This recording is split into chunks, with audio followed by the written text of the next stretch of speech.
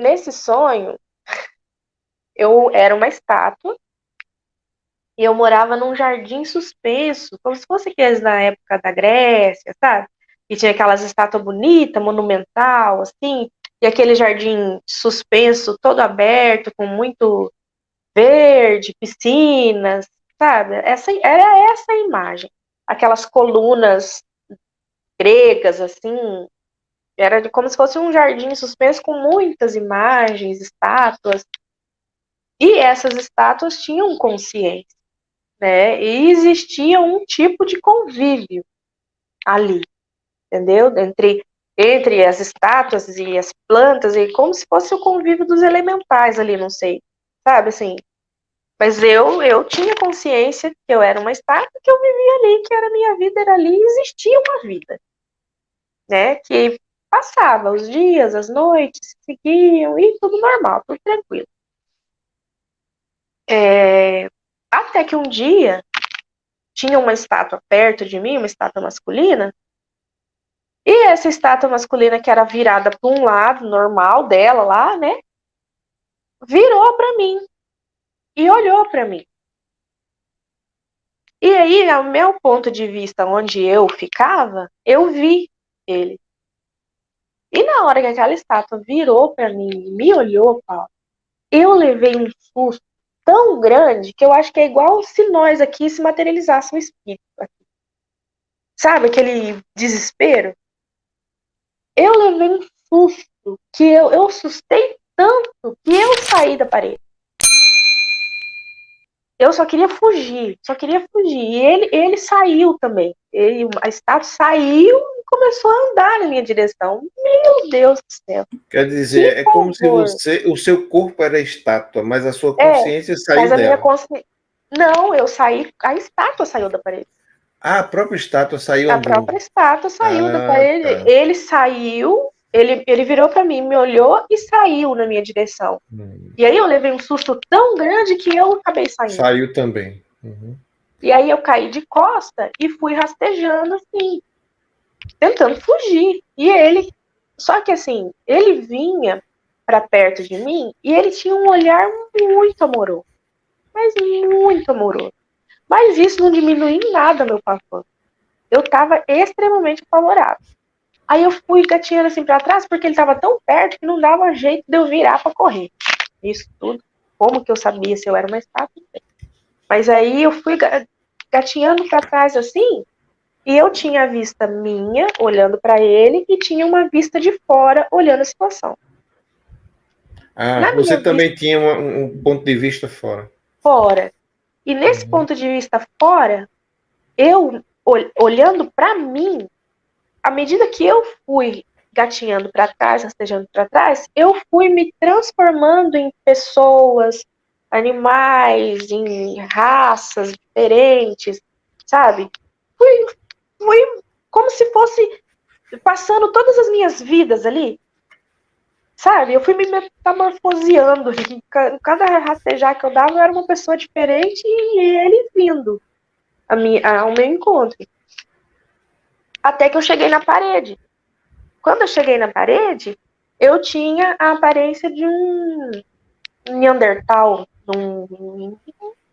um homem das cavernas, sabe? Assim, apavorado, apavorado, apavorado. Daí ele chegou bem perto de mim e pegou o dedo e apontou para cima e olhou. Daí eu acompanhei. Na hora que eu olhei o dedo dele, eu acompanhei. E à medida que eu fui erguendo os olhos, eu fui vendo tudo o que existia fora daquele jardim suspenso, toda a criação. Eu fui vendo mares, rios, árvores, seres, animais. Eu fui vendo, vendo, vendo, vendo, vendo, vendo. Até que eu olhei as estrelas. E aí eu acordei. Mas eu acordei apavorada. Mas, para mim, é como se esse sonho fosse, não sei, uma coisa tipo um arquétipo da nossa experiência humana em relação à nossa evolução agora, que a gente está sendo chamada a viver, sabe? Olha, a nossa situação, Paulo, a gente é como essas estátuas. a nossa vida. E a gente está ainda alheio a possibilidades inimagináveis que estão sendo apresentadas para nós, né? Uhum. À medida que a gente está se abrindo para que isso aconteça.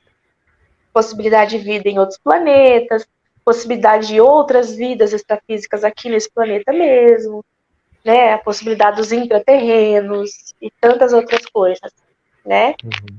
Então eu vejo que foi como se fosse um arquétipo do despertar, assim, sabe? Uhum. Da gente sair desse formato rígido que a gente tem e se abrir, porque existe muita coisa para conhecer ainda. Uhum. Ainda bem, né? Ainda bem que você deu uma interpretação para esse sonho, porque porque a gente que está de fora, assim, eu já estava tentando entender, né? Que sonho é esse? Mas aí você que viveu, já pensou sobre ele, meditou e teve já uma forte hipótese aí, né? Uma resposta interessante, que Sim, é um arquétipo, né? Da nossa própria existência, né? sim. É. A gente ali como uma estátua de pedra, né, Achando limitada que aquilo é tudo que completamente, existe, né? Achando que aquilo ali é o que consciente ali do seu existe. jardim, do seu entorno, para você só existir aquele entorno ali, porque a estátua ela fica parada, né? E não Fixa. consegue explorar, sair para explorar nada. É só o que ela Sim. consegue ver ali em torno dela. Então, Eu acho que é, tem uma sensação de segurança em ser estátua, sabe? Em ser rígido, fixo. É exato. seguro. Você E o sair medo? daí, E o medo do desconhecido, o medo do estranho, né? tudo que ainda pode ser vivido, né? Além dessa situação de estátua, tudo que já está à nossa disposição, Uhum. é o medo do desconhecido mesmo, né? Mas É. foi Mas é muito. muito, muito legal, né? Esse outro que quebrou a rigidez da estátua, quebrou os paradigmas, né? Talvez aí, Para mim, ó. ele era muito Jesus, sabe? Para Uhum, mim, porque assim, para mim, Jesus é como se a gente tivesse aqui na humanidade com um mapa sem o X. E uhum, Jesus veio trazer o Cristo, que é o X exato. onde todos nós temos que chegar, né? Todos nós É, somos convidados à consciência crística, que é a consciência da unidade uhum, com tudo que existe, né? Acho que ele veio trazer isso. Essa foi aqui, ó, que vocês têm que chegar. Essa é a meta. não é à toa que ele disse: Eu sou a luz do mundo, né? Imagina esse mundo aqui completamente escuro. A gente ia sair batendo em tudo aqui, quebrando e sem saber o que eram as coisas, né? Para que servem as coisas, né? Até dentro de casa aqui, se eu quisesse ir na cozinha pegar um copo d'água, eu ia sair batendo, quebrando, sem saber onde são as coisas. De repente, acende uma luz, você vê tudo, claro. E aí É. você se sabe como resolver tudo só por causa de uma luz que acendeu.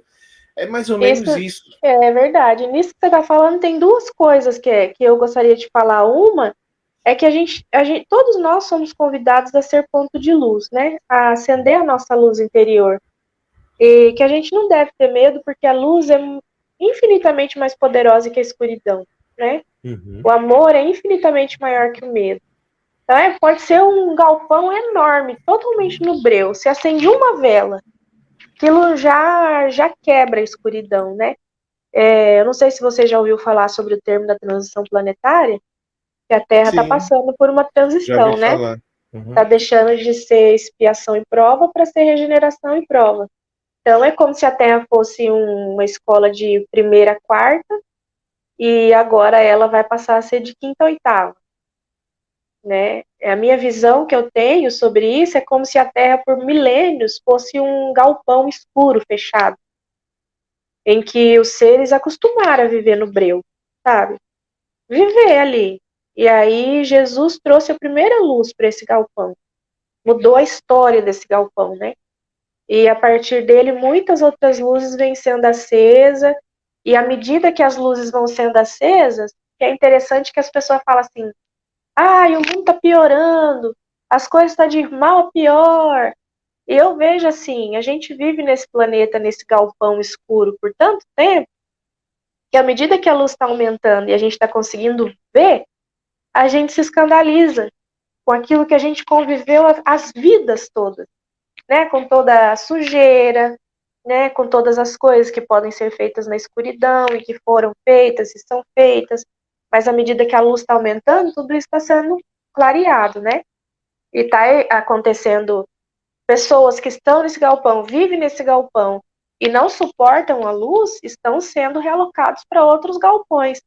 Porque esse galpão aqui está destinado a se tornar um solário, né? Aquelas estruturas de vidro, jardim, totalmente iluminado. Então, é importante pontos de luz, né? Pontos de luz que vão iluminando a consciência até que a gente suporte que as janelas sejam abertas e as portas. E aí a verdadeira faxina começa por nós, porque não vai vir ET de lugar nenhum para consertar aquilo que nós tragamos, vai ser nossa responsabilidade. Eles vão ajudar, mas é nossa responsabilidade limpar o galpão, tudo, e ajudar a transformar esse planeta num solário belo, maravilhoso.